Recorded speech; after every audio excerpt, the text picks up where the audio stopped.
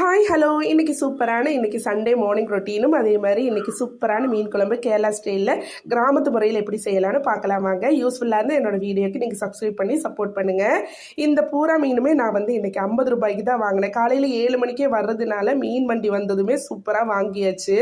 இன்றைக்கி வந்து ஸ்பெஷலும் வந்து மீன் தான் எங்களுக்கு இன்றைக்கி சண்டே. ஸோ அதனால இதெல்லாம் வாங்கி வச்சு இப்போ வந்து ஒரு கப் காஃபி குடிச்சிட்டு அதுக்கப்புறமா தெம்பாக வந்து மீன் க்ளீன் பண்ண போகலாமேன்ட்டு இப்போ வந்து மீனெல்லாம் எடுத்து வச்சுட்ருக்கேன். மீனெல்லாம் க்ளீன் பண்ணுறதே வந்து 50% வேலை வந்து ஒதுங்கின மாதிரி. ஸோ அதனால க்ளீன் பண்ணிட்டு வந்துடலாம். இப்போ மீனெல்லாம் க்ளீன் பண்ணிட்டு வந்தது நேற்று வந்து ஐயப்பன் விளக்கெல்லாம் இருந்தேன்னு சொல்லி வீடியோ போஸ்ட் பண்ணியிருந்தேன் இல்லையா. அன்னைக்கு வாங்கினேன் அந்த அல்வா எல்லாம் இருந்துச்சு.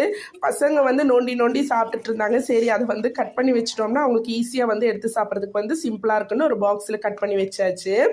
இப்போ அந்த வேலையெல்லாம் முடிச்சுட்டு கிச்சன் வேலையெல்லாம் முடிச்சுட்டு இப்போ வந்து மீன் குழம்பு வைக்கலாம். காலையில் வந்து தோசையும் நல்ல மீன் குழம்பு சுடு சுடு சாப்பிட்லாமேன்ட்டு சண்டே ஸ்பெஷல். அதுக்கப்புறமா ஒரு மண் சட்டி வச்சுட்டு இப்போ வந்து தேங்காய் எண்ணெய் ஊற்றிக்கிறேன். நல்ல ஒரு ஸ்பூன் வெந்தயம், ஒரு குட்டி ஸ்பூனு சீரகம் போட்டு நல்லா பொரிஞ்சதுக்கப்புறமா ஒரு மலை வெங்காயம் சேர்த்து நல்லா வதக்கிக்கோங்க. அதுக்கப்புறமா உப்பி சேர்த்து நல்லா வதக்கி எடுத்துக்கோங்க. கேரளா ஸ்டைலில் ரொம்ப சூப்பராக இருக்குங்க. இது கிராமத்து முறையில் தான் நான் வச்சுட்ருக்கேன். சிம்பிளாக இருக்கும், செய்யும் ரொம்ப சூப்பராகவும் இருக்கும். அதுக்கப்புறமா மஞ்சள் தூள் 1/2 ஸ்பூன் சேர்த்துக்கிறேன். இப்போ வந்து தனியாத்தூள் வந்து 2 ஸ்பூன் சேர்த்துக்கிறேன். மிளகாத்தூள் வந்து ஒரு 3 குட்டி குட்டி ஸ்பூன் சேர்த்தாச்சு. இப்போ வந்து தண்ணி ஊற்றி நல்லா கொதிக்கணும். கொதிக்கிறதுக்குள்ளே தேங்காவும் தக்காளி அரைச்சிட்டு வந்துடலாம். 1/2 மூடி தேங்காயும் ஒரு 3 தக்காளி பழம் மிக்சி ஜாரில் போட்டு நல்லா அரைச்சி எடுத்துகிட்டு வந்துட்டேன். அதுக்கப்புறமா அதையும் ஊற்றியாச்சு. இப்போ வந்து ஒரு எலுமிச்சை மலை அளவுக்கு புளி எடுத்து கரைச்சி ஊற்றிட்டேன். பச்சையாக ஒரு 3-4 பச்சை மிளகாவும் ஒரே ஒரு குட்டி குட்டியாக கட் பண்ணிவிட்டு தக்காளி போட்டாச்சு. பச்சை கருவேப்பிலை போட்டு நல்லா கொதி வரட்டும்.